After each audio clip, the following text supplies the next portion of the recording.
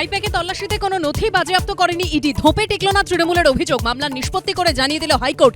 ইডির দাবিকেই মান্যতা। ফাইল ছিনতাই মুখ্যমন্ত্রী যে তথ্য বাজেয়াপ্তই হয়নি তার কিভাবে সংরক্ষণ? তৃণমূলের নথি সংরক্ষণের দাবি উড়িয়ে পাল্টা ইডি। এজেন্সির যুক্তির পক্ষেই হাইকোর্ট। আইপ্যাক কাণ্ডের প্রতিবাদ নবান্নের সামনে ধর্ণা চায় বিজেপি। নবান্ন বাসস্ট্যান্ড বা মন্দির তলায় কর্মসূচি করা যেতে পারে, বিকল্প জায়গার প্রস্তাব হাইকোর্টের। কাল ফের শুনানি।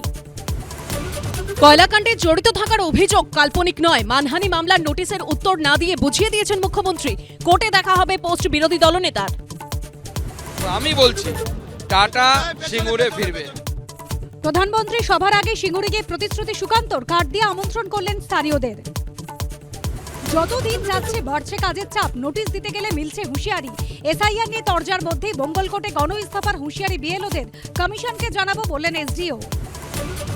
কোনো নথি বাজেয়াপ্ত করতে পারেনি ইডি। মামলা নিষ্পত্তি করে জানিয়ে দিল হাইকোর্ট। তৃণমূলের অভিযোগ খারিজ, ইডির দাবিকেই মান্যতা। সন্ধ্যে ৬টায় দেখুন চকভাঙা ৬টা।